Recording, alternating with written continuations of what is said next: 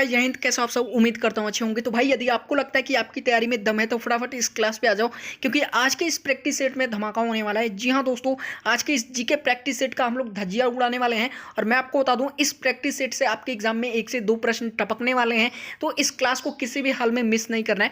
और साथ में इस क्लास के कुछ रूल्स हैं, ध्यान दीजिएगा। इस प्रैक्टिस सेट को सॉल्व करते वक्त आपको ये बिल्कुल भी नहीं सोचना है कि मैं एक नॉर्मल क्वेश्चन कर रहा हूँ। आपको ऐसा मान के चलना है कि आप एग्जाम में बैठ करके क्वेश्चन कर रहे हैं। फिर जो मजा आएगा ना, वो कहीं नहीं आने वाला है। ठीक है, तो एक भी प्रश्न मिस नहीं करना है। सभी लोगों को यहाँ पे प्रत्येक क्वेश्चन का आंसर देना है। आंसर मैं आपको बताऊंगा, लेकिन सबसे पहले आप बताएंगे। तो चलिए शुरू करते हैं आज के इस धमाका प्रैक्टिस सेट को। तो भाई, सबसे पहले तो आप जरा यहाँ पे ध्यान दीजिए कि फर्स्ट ऑफ मार्च से अनअकैडमी पे ये मिशन एनडीए नाम का 45 दिन का क्रैश कोर्स शुरू हो चुका है। तो जो भी मुझे एनडीए के कैंडिडेट देख रहे हैं, मैं उनसे कहना चाहता हूँ, भाई अब तो बिल्कुल भी समय नहीं बचा है आपके एग्जाम में। तो अब नहीं करोगे तो कब करोगे? आज ही अपने आपको अनअकैडमी पे इनरोल करो और प्लस कोर्सेज बाय करके आप ये क्रैश कोर्स ज्वाइन कर लो। ठीक है, डेफिनेटली ये 45 दिन का क्रैश कोर्स है।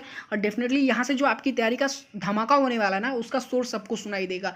और आप देख सकते हैं इसमें टॉप लेवल के एजुकेटर मौजूद हैं। मतलब आप अर्पित सर को नहीं जानते हैं या फिर दीक्षा मैम को नहीं जानते हैं, ऐसा हो ही नहीं सकता। सभी एजुकेटर को आप जानते हैं इनमें। ठीक है, टॉप एजुकेटर हैं। तो चलिए देर ना करते हुए लेट्स क्रैक इट। जाइए अनअकैडमी ज्वाइन करिए और अपनी तैयारी बेहतर करना शुरू कर दीजिए। और साथ में जो डिफेंस ज्वाइन करने के इच्छुक हैं, उनके लिए 4 मार्च से एनडीए सेकेंड के लिए जो है कंप्लीट बैच कोर्स शुरू हो रहा है, लक्ष्य नाम का। तो प्लीज़ आप इसे जरूर ज्वाइन करिए। आप देख सकते हैं टॉप एजुकेटर मिलकर के आपकी जो है कंप्लीट एनडीए बैच की तैयारी कराने वाले हैं। इस बैच में कंप्लीट एनडीए कोर्स यहाँ पे जो है चलने वाला है। ठीक है, तो आपको करना है कुछ नहीं है, वीडियो के डिस्क्रिप्शन में आपको अनअकैडमी ऐप का लिंक मिल जाएगा। बस अनअकैडमी ऐप को अपने फोन पे इंस्टॉल कीजिए, अपने आप को उस पर रजिस्टर करिए। और रजिस्ट्रेशन के दौरान आप रेफरल कोड यदि मांगता है तो स्टैंडअप क्लासेस जरूर यूज कीजिएगा, क्योंकि इन टॉप एजुकेटर की फ्री क्लासेस भी चलती हैं स्पेशल क्लासेस के नाम से। वो आप बिल्कुल फ्री देख पाएंगे ये रेफरल कोड यूज करने के बाद। ठीक है, और भविष्य में जब कभी भी आप प्लस कोर्सेज बाई करते हैं तो आपको एक्स्ट्रा 10% का डिस्काउंट भी मिल जाएगा इस रेफरल कोड पे। तो जाइए आज ही अपनी तैयारी अनअकैडमी से शुरू कर दीजिए। चलिए क्लास की तरफ चलते हैं। हाँ जी भाई, तो हमारे इस क्लास का जो सबसे पहला क्वेश्चन दिया गया है वो है शेरे पंजाब के नाम से इनमें से कौन मशहूर थे। One of the most important question है जो हर बार एग्जाम में पूछा जाता है। हु वाज फेमस है शेरे Punjab from the given option below. Option number A है Rajguru, option number B Bhagat Singh, option number सी उधम सिंह और ऑप्शन नंबर डी है लाला लाजपत राय। हर बार एग्जाम में पूछा जाता है। फटाफट आप लोग कमेंट करिए, फटाफट कमेंट करिए। मैं आप सभी के कमेंट्स देख रहा हूँ। तो शेरे पंजाब के नाम से इनमें से कौन मशहूर थे?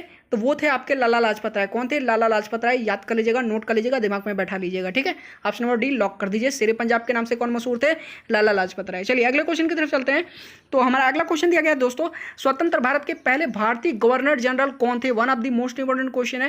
Who was the first Indian governor general of independent India. Option number A Rajagopalachari, option number B Surendra Nath, option number C Rajendra Prasad और option number D B R Ambedkar यानी भीमराव अम्बेडकर। ठीक है, तो कौन थे स्वतंत्र भारत के पहले भारतीय गवर्नर जनरल? तो वो थे आपके राजगोपालाचारी। जब कभी भी एग्जाम में आए दिमाग में बैठा लीजिएगा, यही आपको ट्रिक करना है। ठीक है, तो राजगोपालाचारी स्वतंत्र भारत के पहले भारतीय गवर्नर जनरल थे। ठीक है, याद कर लीजिएगा। चलिए अगले क्वेश्चन की तरफ चलते हैं। हमारा अगला क्वेश्चन दिया गया है, नेशनल काउंसिल ऑफ एजुकेशन की स्थापना कब हुई थी? एक one of the most important question है। When was national council of education established. देखिए ये बहुत ही इंटरेस्टिंग है। सबसे पहले आप ये जान लीजिए कि इसकी स्थापना हुई क्यों थी। ठीक है, और ये क्या चीज़ है? तो ये एक प्रकार का ऑर्गेनाइजेशन है। ठीक है, और इसके फाउंडर कौन थे? सतीश चंद्र मुखर्जी। नोट कर लीजिएगा। और ये इसकी जो स्थापना है ना, इसका इस्टेब्लिशमेंट जो है ये बंगाल में हुआ था। और किस लिए? क्योंकि उस समय जब ये हुआ था, इसका जो इस्टेब्लिशमेंट है जब हुआ था, उस समय इंडस्ट्रियलाइजेशन मूवमेंट चल रहा था। ठीक है, तो इंडस्ट्रियलाइजेशन मूवमेंट के टाइम में जो है इसकी स्थापना की गई। किस लिए? साइंस और टेक्नोलॉजी को प्रमोट करने के लिए इसके थ्रू। ठीक है, इसमें जो है साइंस और टेक्नोलॉजी को प्रमोट करने के लिए इसे फाउंड किया गया सतीश चंद्र मुखर्जी के द्वारा। ठीक है, तो नेशनल काउंसिल ऑफ एजुकेशन की स्थापना कब हुई थी? ऑप्शन नंबर ए 15 अगस्त 1906, ऑप्शन नंबर बी 15 अगस्त 1903, ऑप्शन नंबर सी 15 अगस्त 1904 और ऑप्शन नंबर डी 15 अगस्त 1905। तो कब हुआ था? फटाफट आप लोग कमेंट करिए। चलिए मैं आपको बता देता हूँ, नेशनल काउंसिल ऑफ एजुकेशन की स्थापना हुई थी 15 अगस्त 1906 में। ठीक है, ऑप्शन नंबर ए हमारा बिल्कुल करेक्ट हो जाएगा। चलिए अगले क्वेश्चन की तरफ चलते हैं। हमारा अगला क्वेश्चन है, मुस्लिम लीग की स्थापना कब हुई थी? एक one of the most important question एक बार फिर से आ गया, हर बार एग्जाम में पूछा जाता है।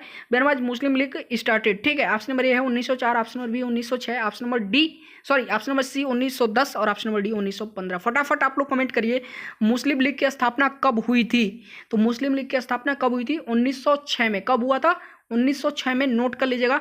और इसके फाउंडर कौन कौन से थे, कौन कौन लोग थे? ठीक है, नाम याद कर लीजिएगा। 4 लोग थे। सबसे पहले मोहम्मद अली जिन्ना थे, दूसरे आगा खां, तीसरे कौन थे? तीसरे आपके ख्वाजा सलीमुल्लाह थे और चौथे थे आपके हकीम अजमल खान। कौन थे? हकीम अजमल खान, ठीक है, याद कर लीजिए। तो चलिए अब अगले क्वेश्चन की तरफ चलते हैं। तो जो हमारा अगला क्वेश्चन है वो है दिल्ली की प्रसिद्ध जामा मस्जिद का निर्माण किसके द्वारा किया गया था। बेहद महत्वपूर्ण क्वेश्चन है। The famous mosque of Delhi Jama Masjid was made by whom. Option number A Humayun, option number B Akbar, option number C Shahjahan या फिर ऑप्शन नंबर डी औरंगजेब। तो मैं आपको बता देता हूँ, फटाफट आप लोग कमेंट करिए जरा। तो जो दिल्ली का प्रसिद्ध जामा मस्जिद है ना, उसका निर्माण करवाया गया था शाहजहां के द्वारा। किसके द्वारा? शाहजहां के द्वारा। कब हुआ था? 1650 में, ठीक है। और इसे बनने में टोटल 6 वर्ष का समय लगा था और लगभग 10 लाख रुपए की लागत लगी थी, ठीक है, जामा मस्जिद को बनाने में। किसके द्वारा बनवाया गया था? शाहजहां के द्वारा। याद कर लीजिएगा, एग्जाम में आ चुका है। अगले क्वेश्चन की तरफ चलते हैं। हमारा अगला क्वेश्चन है गांधी इरविन समझौता कब हुआ था। बेहद महत्वपूर्ण क्वेश्चन है। तो गांधी इरविन पैक्ट आप जानते ही होंगे, ठीक है।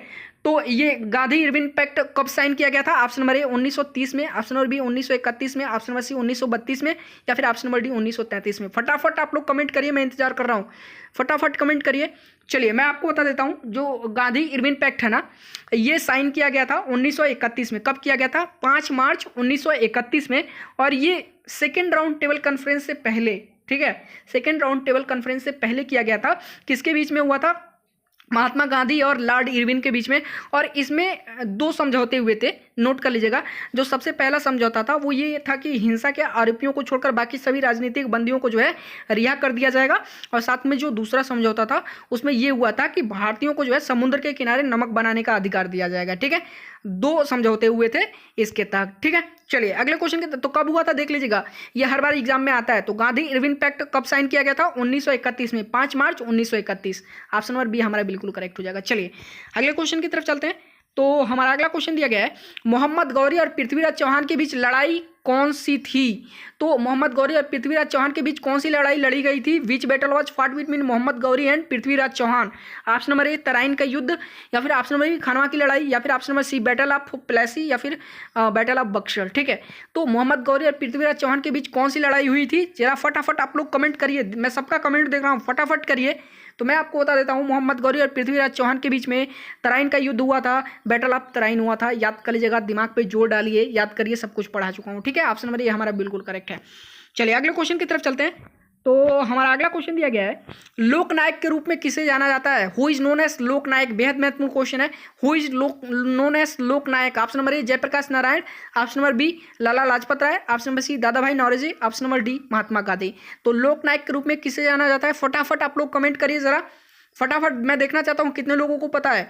फटाफट कमेंट करिए, हु इज नोन एज लोकनायक। तो मैं आपको बता देता हूं, जयप्रकाश नारायण जो है लोकनायक के नाम से जाने जाते हैं, ठीक है, याद कर लीजिएगा। चलिए अगले क्वेश्चन की तरफ चलते हैं। तो हमारा अगला क्वेश्चन दिया गया है निम्नलिखित में से लैला मजनू और तुगलकनामा की रचना किसने की? Who is the writer of Laila Majnu and Tughlaqnama. बेहद महत्वपूर्ण क्वेश्चन है। ऑप्शन नंबर ए अमीर खुसरो, ऑप्शन नंबर बी गाजी मलिक, ऑप्शन नंबर सी जूना खान और ऑप्शन नंबर डी है इनमें से कोई नहीं। तो निम्नलिखित में से लैला मजनू और तुगलकनामा की रचना किसने की थी? Who is the writer of Laila Majnu and Tughlaqnama. तो वो है आपके अमीर खुसरो। कौन है? अमीर खुसरो, ठीक है। और अमीर खुसरो को तोता ए हिंद के नाम से भी जाना जाता है, आपको पता होगा, ठीक है, एग्जाम में आ चुका है आपके। तो तोता ए हिंद के नाम से अमीर खुसरो को ही जाना जाता है और इन्होंने ही लैला मजनू और तुगलकनामा का रचना किया है, ठीक है, याद कर लीजिएगा। चलिए अगले क्वेश्चन की तरफ चलते हैं हम लोग। तो हमारा अगला क्वेश्चन दिया गया है भारत में पहला अंग्रेजी समाचार पत्र किसने शुरू किया था? फिर से एक महत्वपूर्ण क्वेश्चन आ गया, who started the first English newspaper in India. Option number ए बाल Gangadhar Tilak, option number B राजा राम मोहन राय, ऑप्शन नंबर सी जे हिक्की और option number D Lord William Bentinck, ठीक है। तो मैं आपको बता देता हूँ, फटाफट आप लोग जरा कमेंट करिए, उसके बाद बताऊंगा, फटाफट कमेंट करिए। भारत में पहला अंग्रेजी समाचार पत्र किसने शुरू किया था? तो मैं आपको बता देता हूं, भारत में जो सबसे पहला अंग्रेजी समाचार पत्र शुरू किया गया था वो किया गया था जे हिक्की के द्वारा। किसके द्वारा? जे ए हिक्की के द्वारा, ठीक है, याद कर लीजिएगा। ऑप्शन नंबर सी हमारा बिल्कुल करेक्ट है। अगले क्वेश्चन की तरफ चलते हैं। हमारा अगला क्वेश्चन दिया गया है इंडियन नेशनल एसोसिएशन की स्थापना 1876 में कलकत्ता में किसके द्वारा की गई थी? फिर से एक महत्वपूर्ण क्वेश्चन आ गया, by whom Indian national association was found in 1876 in Kolkata. Option number A V K Chiplunkar, option number B Anand Mohan Bose, option number C Shishir Kumar Ghosh और ऑप्शन नंबर डी है बदरुद्दीन तैयबजी। फटाफट आप लोग कमेंट करिए, इंडियन नेशनल एसोसिएशन की स्थापना किसके द्वारा की गई थी कोलकाता में 1876 में? तो वो किया गया था आनंद मोहन बोस के द्वारा। किसके द्वारा? आनंद मोहन बोस के द्वारा, याद कर लीजिएगा। ऑप्शन नंबर बी हमारा बिल्कुल करेक्ट है। अगले क्वेश्चन की तरफ चलते हैं। हमारा अगला क्वेश्चन है गिर राष्ट्रीय उद्यान स्थित है, फेमस गिर नेशनल पार्क कहाँ पे है ये? ऑप्शन नंबर ए बिहार में, या फिर ऑप्शन नंबर बी इलाहाबाद, या फिर ऑप्शन नंबर सी पश्चिम बंगाल, या फिर ऑप्शन नंबर डी गुजरात। तो गिर राष्ट्रीय उद्यान ये कहाँ पे है? तो ये आपके गुजरात में है। कहाँ पे है? गुजरात में, याद कर लीजिएगा कहाँ पे, गुजरात में। काफी और काफी बार एग्जाम में आ चुका है, देखिए हर बार नहीं बताऊंगा। अगले क्वेश्चन की तरफ चलते हैं। हमारा अगला क्वेश्चन है, दक्षिण भारत की सबसे ऊंची चोटी कौन सी है? बेहद महत्वपूर्ण क्वेश्चन है। Which is the highest peak of south India? बेहद महत्वपूर्ण क्वेश्चन, फटाफट आप लोग कमेंट करिए जरा। तो दक्षिण भारत की सबसे ऊंची चोटी कौन सी है? एवरेस्ट, या फिर option number D Doddabetta, option number C Nilgiri की पहाड़ियां, या फिर ऑप्शन नंबर डी एनाईमुडी। फटाफट कमेंट करिए, which is the highest peak of south India? कौन सी है, कौन सी है वो? तो वह आपकी अनाईमुडी। कौन सी है? अनाईमुडी, याद कर लीजिएगा कौन सी है? अनाईमुडी जो है दक्षिण भारत की सबसे ऊंची चोटी है, पढ़ा चुका हूं आपको। चलिए अगले क्वेश्चन की तरफ चलते हैं। हमारा अगला क्वेश्चन दिया गया है, दादा साहब फाल्के पुरस्कार किस वर्ष में स्थापित किया गया था? बेहद महत्वपूर्ण क्वेश्चन है। इन which year Dada Saheb Phalke award was started, ठीक है। तो दादा साहब फाल्के अवार्ड किस साल शुरू किया गया था, किस साल इसकी स्थापना हुई थी? ऑप्शन नंबर ए 1963 में, या फिर ऑप्शन नंबर बी 1965 में, या फिर ऑप्शन नंबर सी 1967 में, या फिर ऑप्शन नंबर डी 1969 में। एग्जाम में आ चुका है दादा साहब फाल्के पुरस्कार। तो मैं आपको बता देता हूँ, फटाफट जरा आप लोग कमेंट करिए, मैं देखना चाहता हूँ आपको पता है कि नहीं।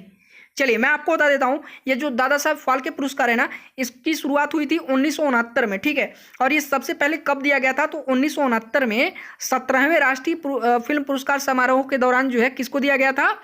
देविका रानी जी को दिया गया था। किसको? देविका रानी को दिया गया था, ठीक है।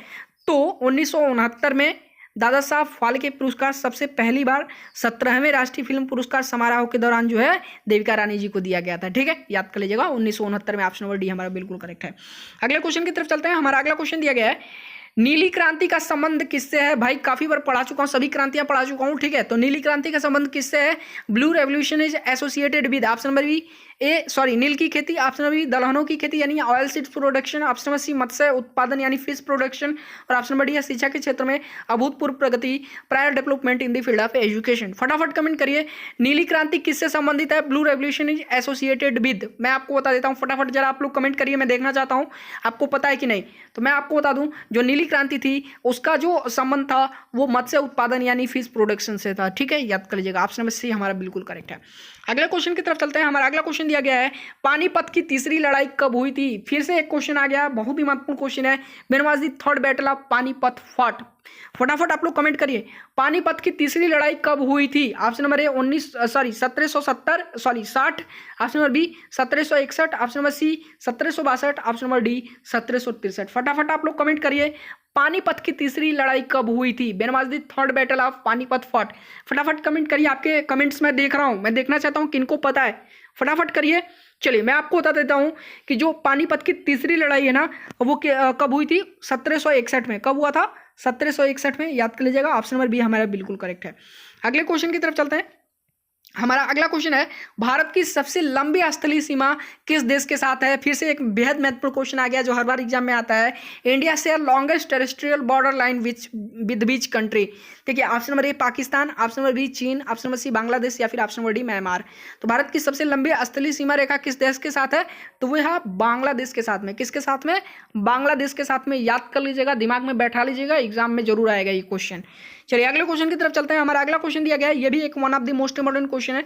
भारत एवं पाकिस्तान को विभाजित करने वाली रेखा कहलाती है। Name the border line which divides India and Pakistan. Option number A Radcliffe रेखा, ऑप्शन नंबर बी डुरंड रेखा, ऑप्शन नंबर सी मैकमोहन रेखा, और ऑप्शन नंबर डी इनमें से कोई नहीं। फटाफट कमेंट करिए, ये तो सबको पता होगा क्योंकि एग्जाम में ये 100 बार से ऊपर पूछा जा चुका है, लगभग जो है डिफेंस के सभी एग्जाम्स में पूछा जाता है। तो भारत एवं पाकिस्तान को विभाजित करने वाली रेखा कौन सी है? Name the border line which divides India and Pakistan. तो वह आपकी रेडक्लिफ रेखा। याद कर लीजिएगा कौन सी है? रेडक्लिफ रेखा, जो भारत और पाकिस्तान को अलग करती है, ठीक है, यही बॉर्डर लाइन। चलिए अगले क्वेश्चन की तरफ चलते हैं।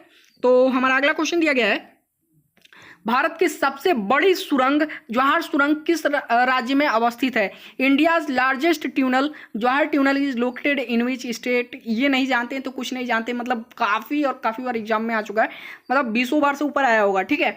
तो भारत की सबसे बड़ी सुरंग जवाहर सुरंग जो है भारत के किस राज्य में अवस्थित है? Option number A Rajasthan, option number B Paschim Bengal, option number C Jammu और कश्मीर, ऑप्शन नंबर डी, ये देखिए यहाँ पे थोड़ा सी इन्होंने मिस्टेक कर दिया है, राजस्थान इन्होंने लिख दिया है, राजस्थान होगा, ठीक है। और ऑप्शन नंबर डी है हिमाचल प्रदेश, ठीक है। तो भारत की सबसे बड़ी सुरंग जवाहर सुरंग किस राज्य में अवस्थित है?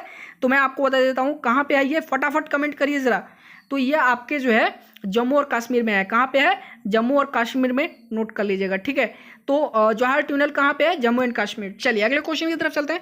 हमारा अगला क्वेश्चन है, भारत के संविधान को संविधान सभा द्वारा कब अपनाया गया था? बेहद महत्वपूर्ण क्वेश्चन है, ये नहीं जानते तो कुछ नहीं जानते। और ये क्वेश्चन हमारे इस क्लास का लास्ट क्वेश्चन है, इसका जवाब आप सभी को देना है।